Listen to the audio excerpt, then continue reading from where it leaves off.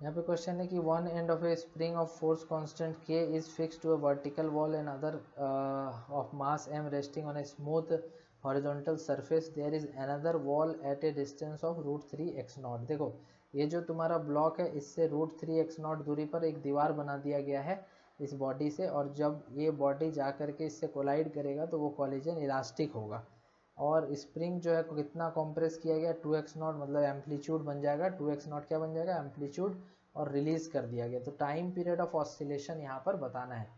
तो देखो यहाँ पर तुम फेजर अगर पढ़े होगे तो ठीक है, फेजर डायग्राम में एक्चुअल में क्या होता है मैं बताता हूँ तुम्हें।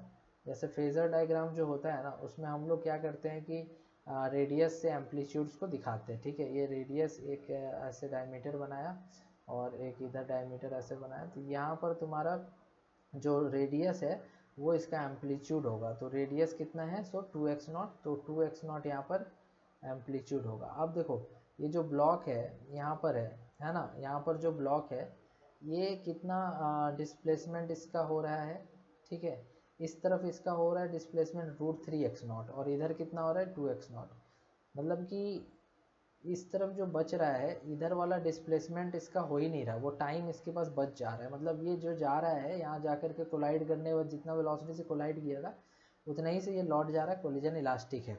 मीन्स ये जो टाइम है इस तरफ वाला जो टाइम है डिस्टेंस को कवर करने में वो है ही नहीं है, हटा दो वहाँ पे।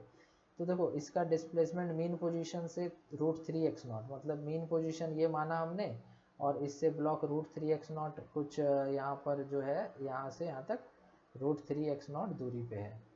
तो इसका जो एंगल हो जाएगा ये एंगल कितना हो जाएगा, ये तुम्हारा 2x0 है रेडियस, सो cos थीटा अगर लिखे यहाँ पर तो लिख सकते हैं base √3x0 upon hypotenuse 2x0, तो x0 खत्म √3/2 means theta equals to 30 degree, या फिर तुम कह सकते हो π/6। तो ये थीटा जो है 30 डिग्री, फिर यहाँ से लेकर के इधर जाने का हो गया तुम्हारा, ये कुछ ऐसे घूम रहा है, यहाँ पर ऐसे घूम रहा है, यहाँ पर ऐसे घूम रहा है, वापस से जब 3x0 पे आ रहा है, मतलब ये जो टाइम है आपका, ये जो टाइम है ये टाइम आपका ख़त्म हो चुका है, ये टाइम आपका है ही नहीं, एग्जिस्ट ही नहीं कर रहा, ये टाइम लग ही नहीं रहा है। मीन्स √3x0 पे था, वापस से √3x0 पे है।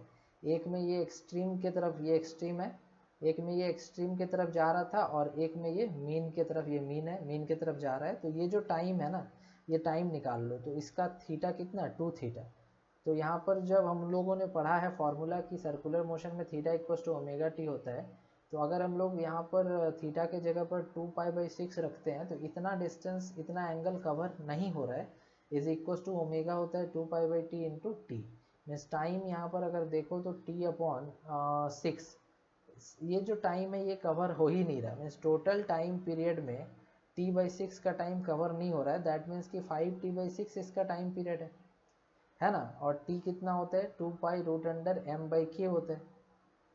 तो यहाँ पर से आपको मिल जाएगा 5π/3 √m/k। तो ये फेजर पे बेस्ड सॉल्यूशन है, ओके, फर्स्ट ऑप्शन हो जाएगा।